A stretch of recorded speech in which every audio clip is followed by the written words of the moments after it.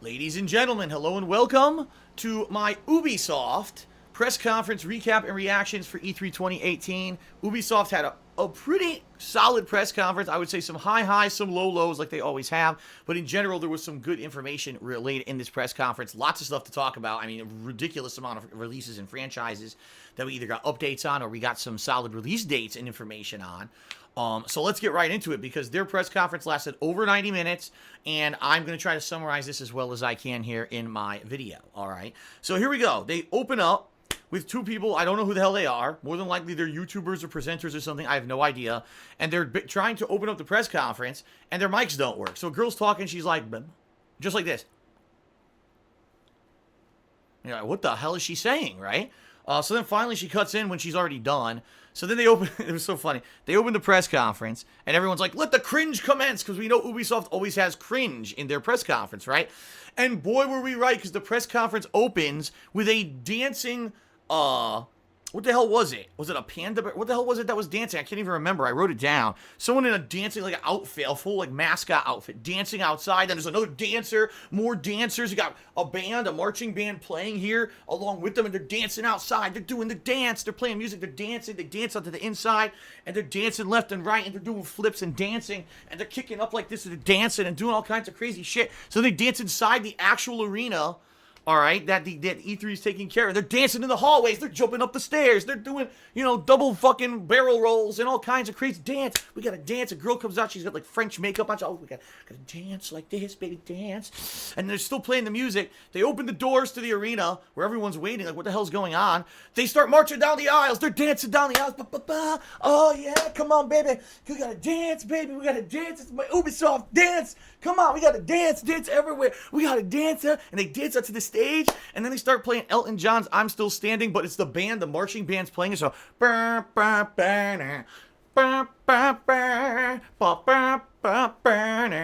everyone, they're dancing, it's crazy, so they're dancing, and then finally at the end, they jump up, they go, dance! So, ow, I hit my foot on my joystick, ow. Anyway, they danced for, like, I'm not even kidding, it was almost like 10 minutes of dancing. They just wouldn't stop dancing. They just kept dancing. So finally they stopped dancing.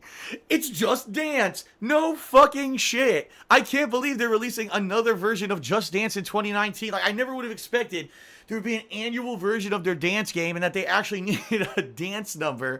They know that there was a dancing game coming out. Holy fucking shit. It's almost like they've put this out every year for the past 10 fucking years or however long it's been. Oh my god. All right. Dancing, ladies and gentlemen. So we got that crap out of the way, and now we can talk about the actual games. So first, they open up with Beyond Good and Evil 2. They play this big cinematic story trailer where the crew, who are the heroes, are on the ship, and there's some girl out in like a scouting ship. Then all of a sudden, a giant ship is coming in and attacking the ship. And so the scouting ship is trying to come in and save the other ship, but she can't save the ship, so she ejects from the ship and goes into a suit that basically becomes like a ship, and she flies into the ship, and they all go inside this giant spaceship, and they're all under arrest, and out come like stormtrooper-like troops, and then walking out between them is Jade, the main protagonist of Beyond Good and Evil, and that's where it ends. And then the game developers walk out and they say this game is a prequel. Jade in this game is going to be a villain, at least from the get-go. Then they say they're going to show some gameplay, which they really didn't. It was like maybe 30 seconds where they just showed, here's gameplay of the game, and it showed like a little bit of combat in a city where you were fighting a few enemies, and it showed some flying around in like a, a vehicle of some sort, a ship, flying around in a ship, some kind of a ship through a city and something like that. And they were like, there's going to be back alleys, there's going to be main areas you can explore, there's going to be open world exploration, all this stuff in the game. But basically they don't have anything like concrete yet to really show in this game besides the ships in the trailer. So it was kind of weird because I was like, is this Beyond Good and Evil the game or the movie? I wish we had more information, right? So anyway, Beyond Good and Evil 2, they say, we're going to do this new initiative called Space Monkey Contribute. All right, and then they bring out, of all people, Joseph Gordon-Levitt. For those who don't know, he played the guy in The Dark Knight Rises, which he was basically supposed to be Robin, remember? As among other things, he was in Inception. Good actor. And for the past few years, he's had this thing called Hit Record. It's his program where basically he tries to get worldwide collaborations between artists, whether it's actual, physical artistic drawings, musicians, anyone who's an artist, to basically work together and contribute to make works of art over the internet. So he has his website, hitrecord.org, actually involved in the making of Beyond Good and Evil 2. How, you ask? Well, they're dance. You gotta dance, right? No, I was kidding. The dancing is over. What you need to do is go to the website, and apparently on his website, there's all these listings for Beyond Good and Evil 2 of things you can submit. And if you submit it and they like what you have, they'll ask you to collaborate and actually work on stuff for the game, which is kind of funny because some people were like, so what is this, a game that's going to be, like, generated by the fans? I mean, what are they working on then? What are the game devs doing if all the artwork and the design of the game is going to be made by the fans? Kind of odd. Someone actually in my stream chat said they were more familiar with hitrecord.org, and they said if they actually select you to be part of a project, you actually get paid for your work. So it's not like, oh, just fan submissions, right? And they just pick it and they use it without your permission or whatever. No, apparently they will actually hire you to do work for the project. So maybe you get hired to actually work on Beyond Good and Evil 2. Could be a pretty interesting concept, but do you really want to see fan-generated art, throughout the entire game? I don't know. I don't know how that's going to work out. You know what I mean? So anyway, they said we'll have more information at BG Fest in the fall. I don't even know what that means. And this was pretty funny. They had mic problems all night where the mics were reading too loudly when they weren't supposed to. So the two presenters for Beyond Good and Evil 2 walk off the stage. As they're walking off the stage, you can hear the woman say, "We nailed it!" Like really loud.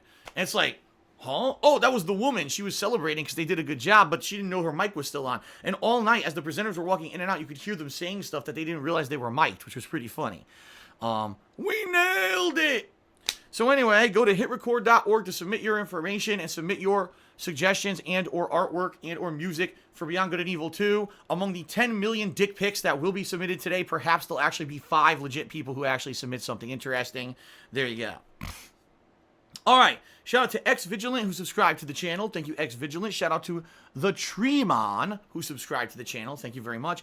And Necro Null did a 100-bit cheer, and he said when that knight took his helmet off, and it was, I don't even know what he's saying, but he says pick and choose your. I don't even know what you're saying, dude. You gotta make sense in what you're saying for me to understand what you're saying in a cheer. I have no idea what you're saying. And thank you, Crooked Clyde, for this cheer. I appreciate that. All right. Up next, Rainbow Six Siege. Now, here is a Cinderella story, if I've ever heard one. Rainbow Six Siege came out and was terrible. This game was a piece of stinking donkey crap. I can tell you, because I got a free copy of the game 3 years ago in 2015 when it was first released.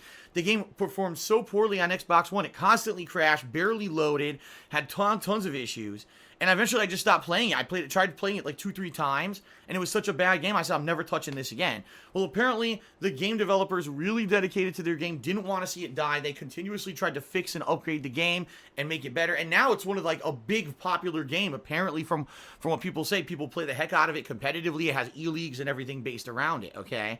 So the first thing they say is, thanks for 35 million players on Rainbow Six Siege, to which I'm like, even like the biggest concurrent MMOs, right? Who have like the most, dude, they have 35 million concurrent players. This sounds like a load of, bullshit to me.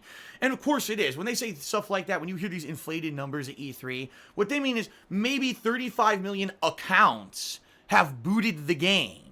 Now, what you got to keep in mind is that Rainbow Six Siege has been offered for free via various programs and things like that. It's not just like 35 million people bought the fucking game. That's not the case. 35 million attempts to play the game, maybe. You know what I mean? That I would believe. So anyway, they basically say there's been 10 seasons of content released for this game over the years, and they have this new Pro League initiative, and now we're going to show you clips from the exclusive documentary covering the lives of 10 of our Pro League players, and I'm just like, oh no. And the reason, guys, I'm sorry, I said this during the the EA press conference a couple days ago. It's cool that you have e-leagues. It's cool that you have esports, all right? I'm totally on board with that. You can do that, and if you want to make your games competitive and have competitive communities that watch your stream and participate, and you have people, money involved and everything, great. I'm all for it. But we don't need to know it at E3. At E3, we're just here to learn about new games. We don't care about your competitive players. This isn't the NBA where every pro player in every game is LeBron James and he's a celebrity. We don't give a fuck. All right. And the bottom line is most of the people who are these pro players are not charismatic. They're more socially awkward people because they just sit there playing the fucking game like nonstop for 3 goddamn years. Of course, I don't care about their journey to the top of Rainbow Six Siege, a game that was broken at launch. And for some reason, for one or another, they decided to be dedicated to it and try to get good at it. I don't care. Yet they dedicated a good 5+ minutes of the conference showing, here's clips of the fucking, documentary that we're going to premiere at our big tournament in August. I don't care. So, wasted 5 minutes for me. I thought it was really funny. Again, I have no problem with them having esports communities, esports celebrities, but keep that to your own community. We don't need to see that at E3. We don't care. I didn't care about the champion of Madden in the EA press conference, and I sure as hell don't care about the 10 top Rainbow Six Siege players at E3's press conference for Ubisoft either. It's just a waste of my time. All right. All right, moving on.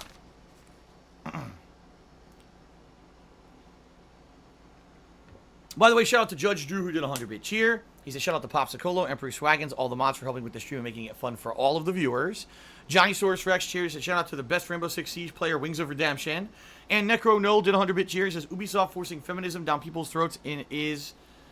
And he again went off with stuff that I can't wait. What he's doing is like doing emotes in his message, and he doesn't understand that I'm reading off of my Muxy ticker that gives me the information of people who cheer. I can't read an emo, so I have no idea what you're saying. I think he's complaining about SJW-ism in Assassin's Creed, and we'll get to that later. Okay. Moving on, my friends. So up next, there was dancing and ships. No, there wasn't dancing or ships. So up next, but there were more hijinks, though. Like I said, Ubisoft is like high highs and low lows. For every high, oh, here's something great. Here comes something that's crazy cringe, right? So up next, a big guy, kind of overweight, riding in on a bike, dressed in like a full white leather suit. He kind of looks like Evel Knievel, riding in on a motorbike. And he rides up to the stage, and everyone's like, what is this? Oh, no. He goes onto the stage. There's a podium there for no reason. Hasn't been a podium on any of these press conferences. All of a sudden, there's a podium on stage. You realize it's kind of out of place. The guy pretends to trip, falls into the podium. The podium breaks into a million pieces. He gets up and apologizes and says, Trials is back. The game Trials, which is all about destruction. Okay? And he says, Trials Rising.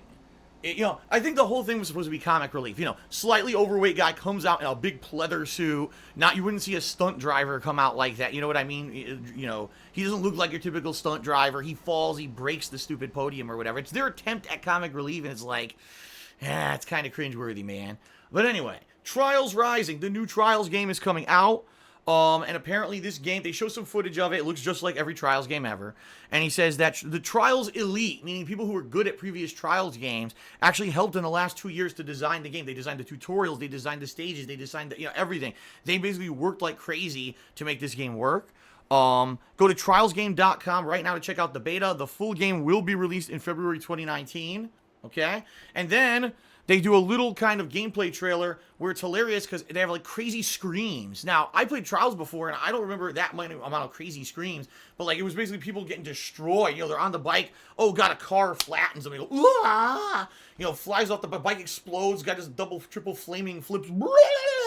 Crazy screams. It was pretty funny. It was actually entertaining to hear the screams, but yeah, I don't know. It was kind of weird too. I don't know. I thought, is it a good advertisement for Trials? I guess if Trials really is as zany as they're trying to portray it, I guess it was a good advertisement for Trials. But for me, seeing this guy who obviously is not a stuntman come out in a full pleather suit, fall into a podium, a little over the top and cringy humor.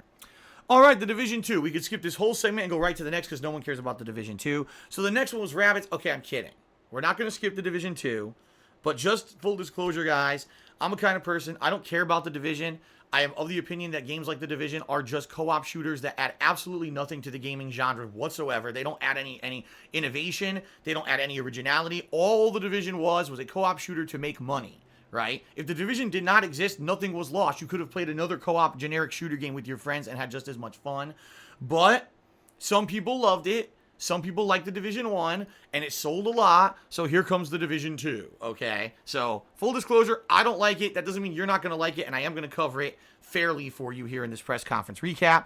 So, they play a story trailer. The world, there was an infection. Someone in New York City infected dollar bills with a virus, and everyone got sick, and it spread across the globe, and 70% of the population is dead. The population that's left are scrapping and fighting each other for the limited resources that are on planet Earth. It's dog eat dog, and in the streets, people rip each other's heads off and violently rip each other's, nipples off and things to get each other's resources and all kinds of stuff. And it's up to the Division to take back Washington, D.C., which has fallen to the infected masses and evil peoples of the world. I'm not even kidding. Like, that's what the story trailer was.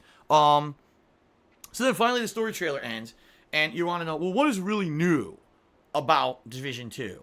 Well, first of all, apparently after you beat the campaign, okay, which you can play solo or you can co-op with other people, you unlock a specialization for your character where they're going to get not only special unique abilities, but also a special weapon. And they showed a few, like a sniper rifle or a grenade launcher or something like that. They're also adding raids to the Division 2, which I guess was something that was huge that was requested in the Division 1, and they never added it. So they are adding those to the Division 2. There will be raids in the Division 2 for those who have been eagerly awaiting these raids. They're going to be in the Division 2, okay? And they also said, here's their year 1 plan for the game. So first, you're going to play the story-based campaign, right? And then unlock your specialization. After a couple months, they're going to release a season, like Rave 1, Season 1 update. More story content, plus some more kind of add-ons and tweaks to the game. Then there'll be a Season 2 and Season 3, all of which will all be completely free. So they already have a 1-year plan for the game, and you will never pay for DLC during that year. All that content they just described will be free, and there will be 3 waves of new content updates. So you know what? I will give them some brownie points.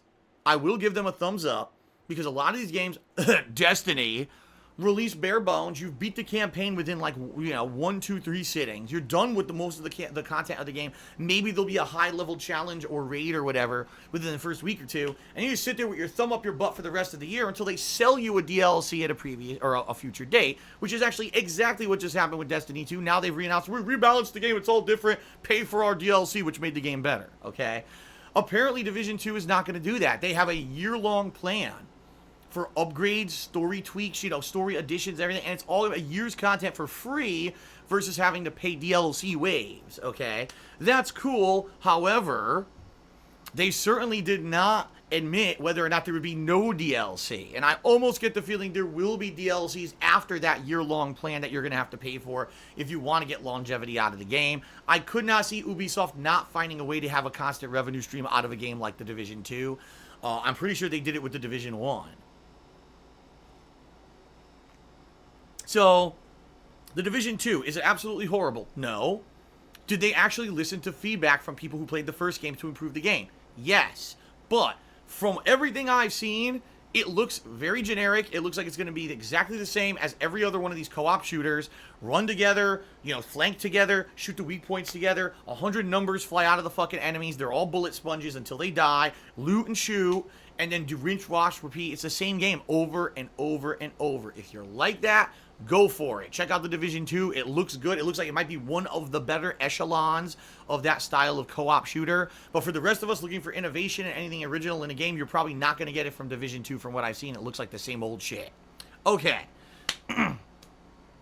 Alright, so. Here we go. Continuing on. Next, they have a band come out. It actually wasn't a band. It was like an orchestra, a small orchestral group. All right, what the hell is this? Oh, boy. Here we go. Another stunt, right? Another crazy stunt. In their defense, this one wasn't so bad. It was just a small orchestra playing the music for a new game, although it was hilarious because the conductor went up and he started, well, I'm sorry, everyone. It looks like they screwed up our entrance, or he says, like, they changed our entrance. And again, his mic was hot. So you heard him say that to the group that they had screwed up somehow. We wouldn't have known the wiser if he didn't say anything, okay? So then finally they start to play music, and what is it? It's the Donkey Kong theme. So it's Donkey Kong crossover with Rabbids. Now, if anyone who played Mario Cross Rabbids Kingdom Battle last year, you know that Donkey Kong was actually in the game as a Rabbid character, but not as himself. Well, now he's in it as himself. He's become a character in this universe, and there's going to be a DLC released at the end of June 26th. I actually put it on my calendar here, where Donkey Kong will have his own campaign in the world of Mario Cross Rabbids Kingdom Battle. That's pretty cool. I'm debating playing it. I don't know if it'll be available as just a standalone DLC or if you have to buy the whole season pass, and if that's the case, I probably don't want to do it. So I guess we'll see what happens. They didn't explain that at E3. They just said it was happening. All right. So that was pretty cool.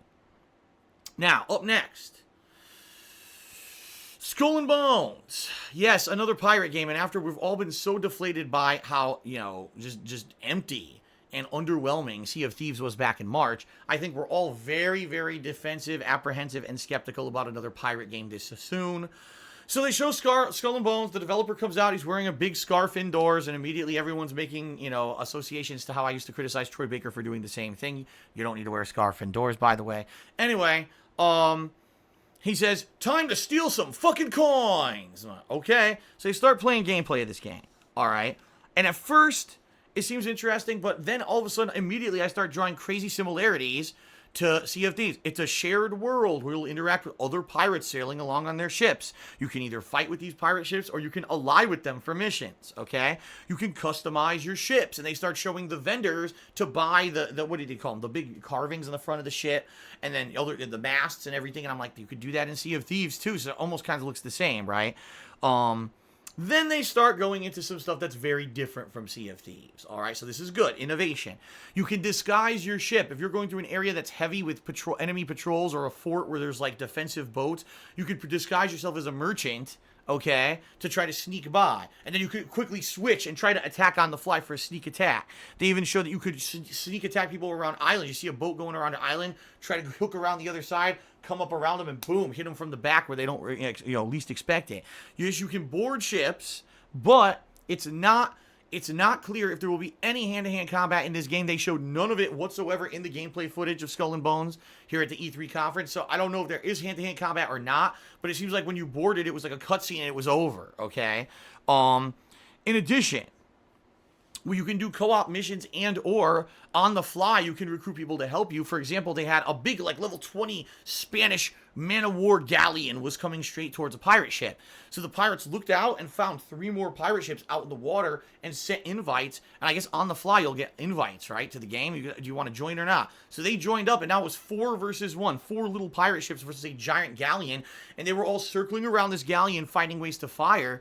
And what they're basically saying is depending on what kind of ship you pick, you'll actually have special abilities. So one ship would have the ability to throw an anchor out, stay stationary, but now its guns are fortified and can go like firing like crazy. Another ship maybe has a critical hit gun, where if you get a solid hit, it has a high chance for critical hits, right? So it seems to me like there's going to be variation in the gameplay of Skull and Bones in regards to what kind of customizable ship you select, okay?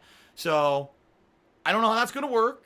Okay, I have no idea, but it looked interesting, and it certainly looked like there was more to it than Sea of Thieves, okay? They didn't go into more detail outside of that, so you don't really know what is the baseline questing going to be or anything like that. They said, go to skullandbonegames.com if you want information on registering early and trying to get early access to this game, but no release date whatsoever was provided during the press conference, which was kind of deflating, okay? All right. Now let's switch over for the second half of my Ubisoft conference coverage to this nice other template. Shout out to Captain DCW, who did 100-bit cheers. Said, what's up, Phil? What's up, Captain? Thank you for joining me for my Ubisoft recap and reactions. Continuing on. Up next, Elijah Wood came out of the back, and we're like, wow, Elijah Wood, we haven't seen you for a while. What have you been up to? He says, well, I work for a company named Spectre Vision.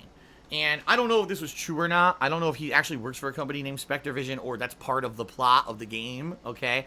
So there's a game coming out called Transference. Is it Transference or Transference? Actually, I don't know how to pronounce it.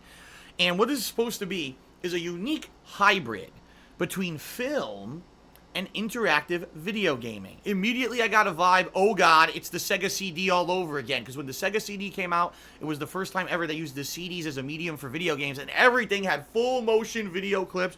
You had celebrities like Corey Haim and stuff filming stuff for video games, and the Sega CD ultimately flopped, okay? So what will this be? I don't know. What it seems to be is some kind of a reality simulator, but not. Like, it seems like it's VR, but they didn't outright say the game was for VR.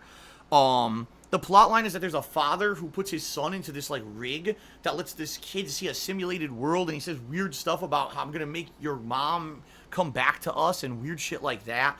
And then all of a sudden he's in a game world, so it's like, it looks real. It's real film of this actor, but then the kid's inside of a game world with, game graphics inside of a creepy house, and it really had vibes of, PT, playable teaser, remember from years and years ago? It had vibes like that, where you're in a house and maybe there's going to be creepy shit going on, but then there's a pixelated black monster with red eyes that comes at you.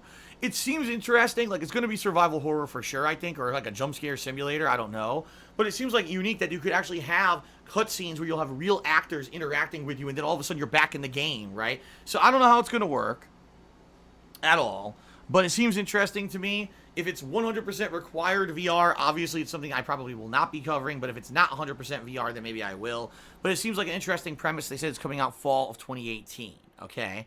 Up next, the other kind of big pet project that Ubisoft's been working on, called Starlink, The Battle for Atlas. So they show this really big, epic, almost, I would say the art style of this game is the Star Wars Clone Wars. Anyone ever see that TV series? It's kind of like that more rounded, softer features, animation, 3D animation. But it's set in space, and there's like some big kind of epic galactic battle going on. I'm not actually sure what the hell's going on. Apparently there's some place, some planet or whatever called Atlas, and you're trying to defend it from invasion. And it shows a lot of flying around in vehicles and shooting stuff, but also you're fighting monsters and like big enemies, big like wildlife and stuff like that. Seems like there will be epic space battles, but also battles on the ground. So it looks like a variety of stuff, and it looks pretty interesting. Okay. So on its face value, it looks all right, but then all of a sudden they show a toy spaceship, and the guy takes off a weapon and puts on a missile launcher. All of a sudden now they're showing in the game, here's how the missile launcher works. He takes the missile launcher off, he puts on a laser. Oh, here's how the laser works. I'm like, uh-oh. So basically what they're doing is trying to find another toy tie-in to a video game, much like Skylanders and stuff, that's been incredibly successful. They're trying to find their own toy tie-ins to this universe or whatever. And, I hate to say it, but that's kind of, I don't know how that's going to go over. Like, this is going to be a game that mainstream gamers might like, but the mainstream gamers want to go out and buy all these toys. It seems like it's more catered towards kids than adults. Then they announced it is coming out October 16th. All right, so it is another big, heavy game, big game for the busy October season. And when they announced that, all of a sudden they show Fox McCloud of Star Fox, and he's in his classic, what is it, the Fox Wing, whatever it's called or whatever. He's in his ship, and they say, special announcement, Fox McCloud making a special guest appearance in this game, but only on the Switch. So if you buy the Switch version of Starlink Battle for Atlas, you're going to get the Fox in the game, but you don't necessarily get him on the other platforms, apparently. He's a Nintendo exclusive. Then they actually show Miyamoto. Mr. Miyamoto is in the audience, and he stands up and wild applause. And it's funny because you're like, man, they did this exact same thing last year when they announced Mario Cross Rabbids Kingdom Battle. Are they going to have Nintendo and Miyamoto here every year to do a special crossover? It seems like it, right? So they actually present Mr. Miyamoto a prototype model of Fox McCloud's ship, his spaceship, and a little figurine of him. Here's the prototype of what we're going to be selling. And it's like, oh man, so they're going to be selling this to work with the game as well, much like they're going to be selling the other toys to work with the base game. And of course, Miyamoto's excited, and they show off the toy for a while, and that's the end of that segment. But it's weird, because the question is, do you need the toys to play the game? If you buy the game, does it come with a toy to begin with? Or is this just an incentive? If you buy the toys, now you get added perks in the game? Or do you not need them at all? Can I just buy the game on October 16th and play it? None of that was explained in this press conference, and it just left me kind of scratching my head. Like, I mean, it could be a good game. It might not. I don't know what it is, because they never really explained this whole toy mechanic and how it interacts with the game. So it is what it is, I guess, right? I don't know. Confusing. All right. Moving on. For Honor. Huh? I know. I'm as confused as you, because for those who don't know, For Honor did release in early last year. I believe it was February or March. Probably February. And it flopped. It was out for about 2-3 weeks, and it got mass complaints. Why are there no dedicated servers? The PvP concept sucks because the servers are terrible. You have inconsistent, flaky connections. The gameplay is imbalanced. There was a million complaints about the game, and the game, basically, a lot of people, a giant group of people, stopped playing the game. Now, over the course of the last year, the game developer really did work hard to try to listen to feedback and improve their game, but the bottom line is most of the people who played this game don't play it anymore, alright? So it's actually, I guess, admirable that the game devs didn't give up and kept plugging with it. I'd say much like Rainbow Six Siege. Here's a game that had a really bad story at first, bad launch, but they stuck with it and they improved it, and now the game's very popular. I guess they're trying to do the same thing with For Honor, and, supposedly there is a dedicated group of people who do still play it and like the game. So, they have admitted right now that there's going to be all kinds of new stuff. First of all, They said the PC Starter Edition is free right now. You can get the PC for free right now between June 11th and June 18th. So for a week, you can play the game completely for free and decide if you actually want to buy it or not on PC. Number 2, they announced a big DLC release coming out this fall, okay? And it's going to be the Chinese Warriors. So immediately you get Dynasty Warriors vibes. You got, the guy with a bow staff, he's doing all kinds of kung fu moves. The girl who has these 2 little, I don't even know what the hell they were, but she was fucking people up with them. And then there was an older guy with his, the epic long Chinese mustache. And he's got a 2-bladed spear, and he's chopping people up and stuff. It looked pretty good. And then they announced not only with these Chinese characters who will be released for the first time ever, also there's going to be a new mode called Castle Siege or Breach. And it's going to be a castle where one side's defending, one side's attacking, and you'll have things like throwing down lava on top of the generic troops to try to kill them, and moats and other defenses, and your job is to break through those and invade the castle and take it over. So they announced it's called the Marching Fire DLC, and this DLC will be released on October 16th. However, it looks like it's probably going to be a chargeable DLC. They didn't mention that would be free, so more than likely it's going to cost some money, okay? Now, I should bring this up. Maybe if you have a PC, give For Honor a shot. And the reason I say that, they have improved a lot in the past year. I have heard they did go to dedicated servers. I actually liked For Honor. When I played it at launch, I liked the game. My major complaint was when I played it, sometimes it would be a great connection, and sometimes it would be laggy as hell. And since you couldn't get consistency, you couldn't get consistency in the quality of the play, and it just get frustrating, right? You don't know what experience you're going to get every time you play the game.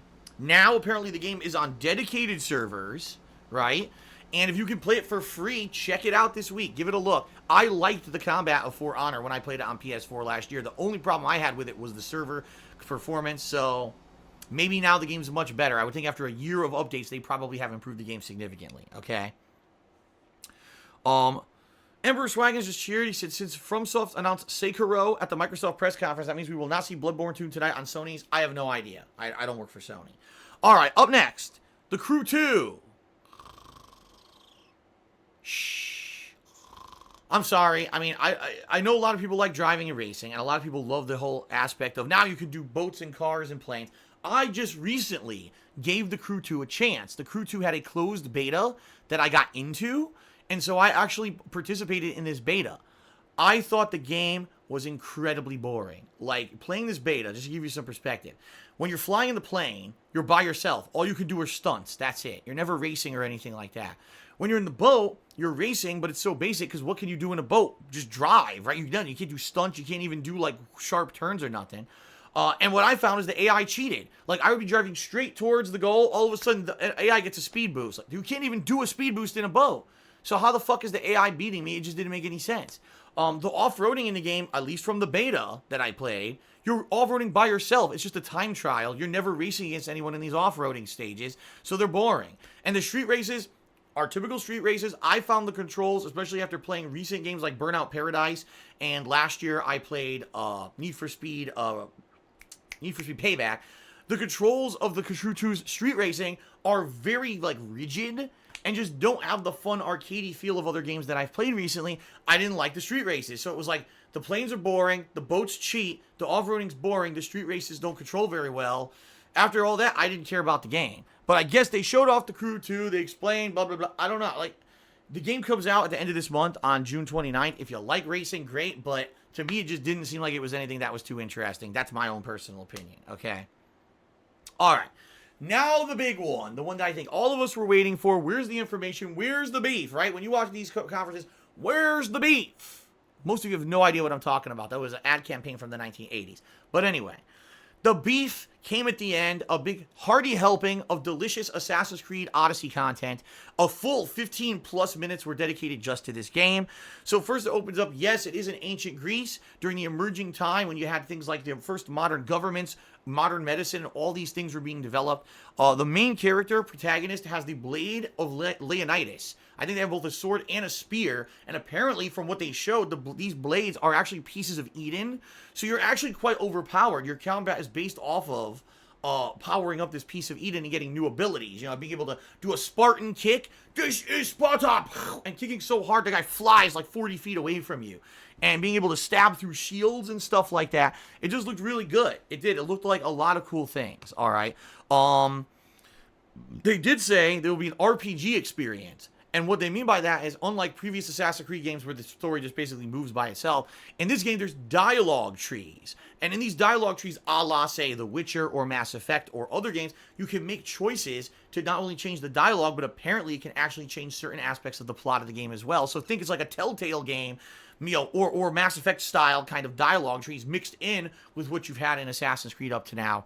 Regardless. Also, for the first time ever, you can choose your protagonist's gender, either male or female. And they said the two names. I forgot to write them down, but each character has a different name. Of course, I immediately said this is unacceptable. There is no gender neutral or gender fluid choice, and the SJWs will be up in a tizzy immediately because I want, someone who Pat, the ambiguous gender person who can be male or female at any moment. That's not possible apparently in this game, and I'm very upset. I'll be filing several formal complaints against the game devs. But regardless of that, it is the first time you can actually choose the gender of your character, and it'll change who you play in the game. So they say also it's really cool because you'll be interacting with history, and they show Socrates, the famous philosopher, and of course you're talking with Socrates, and there's missions involving Socrates and stuff like that. That's where they first show the actual dialogue tree. Okay, but then they show the combat. And I'm going to be honest with everyone, the combat to me looked exactly the same as the combat from Assassin's Creed Origins.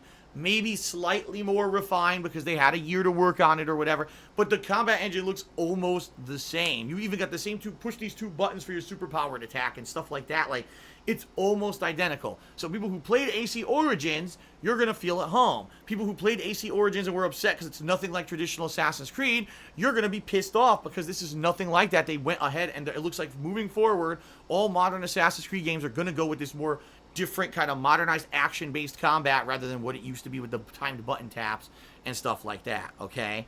Also,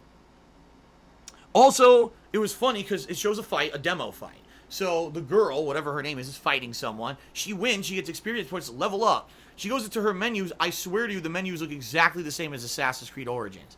She goes into the menu, she levels up, puts experience points into something, gets a new skill. Oh, I got a new piece of equipment, a new piece of loot, equips it. Looks exactly the same. So even though there's new additions, pick your own character, dialogue trees, it seems like the game primarily is going to play almost identically to Assassin's Creed Origins. In fact, they show her with a fucking eagle on her arm so she could use the eagle in combat and use it to scout. I was like, wow, talk about literally being the same game, except just a different plot, okay? So I think we all need to kind of expect that. However, there was one unique part of the game. I don't know if it's going to be an ongoing part of the game or if it was just one part of the plot, but basically the girl is leading an army, and there's another army on the other side that they're fighting, okay? And so they clash, and the girl could go through and fight little minions, and once she killed enough minions, it was her against the leader of the other side. And it was hilarious to me because I guess the guy's name was supposed to be Diocles, D-I-O, okay, K-L-E-S. But because I was watching the stream on a PC screen, it was so small, it looked like his name was Dickles. Behold, the most mighty of gladiators, Lord Dickles! I've come to conquer all with my powerful blows. I put two hands onto my gladius, and I firmly raise my gladius to strike you. Dickles. Unbelievable. So anyway, it was pretty silly. But anyway, she fights the guy, she beats him, whatever. And that's kind of the end of the presentation, all right? Now, that's it, right? That's the end of the press conference. No, they say Assassin's Creed Odyssey coming October 5th, 2016. Okay, so that was the big kind of end of the show bombshell, where the game is actually coming out this year, October 5th. Now, wait a minute. This is good and bad. Here's why. It's good because if you like Assassin's Creed Origins and you want more of that, you're going to get a new plot and a new game with kind of the same game mechanics. But it's bad because, wait a minute, we're back to the old rigmarole where every year there's a new Assassin's Creed game, right? And when they did that, look what happened with games like Assassin's Creed 3 and Assassin's Creed Unity that were full of bugs and just were not up to snuff with the rest of the franchise. Are we going to go back to that again? Are we seriously going back to a new Assassin's Creed game every year, and now we're going to have games that are going to have problems? What if we get this game and it's unfinished and there's bugs and shit? You see what I mean? Like, this is a very, very slippery slope. Did I say 2016? Because I meant to say 2018 if I said 2016. October 5th, 2018 is the release date. Excuse me. So for me, like, I don't know, like, I'm excited. I liked Assassin's Creed Origins, But at the same time, I'm a little worried that the game may end up being a rushed mess like Assassin's Creed 3 and Assassin's Creed Unity was. And does this mean we're back to we had 1 year off, a single year, now back to the yearly releases for Assassin's Creed, and we get overloaded again, and the game franchise gets watered down. So I don't know. I mean, I'm happy, but I'm kind of worried. I mean, kind of a dichotomy here. I like this franchise, I like Assassin's Creed, but do I want a game every year and then they're not very good and they're subpar? I'll be real. If this game is identical to Origins, I'll probably like it, but not as much as Origins, and I'll probably get more bored with it more quickly because Origins was a very long and drawn-out game, which was good, a lot of content, but there was also a lot of repetition in it. What if this game ends up being just as bad, right?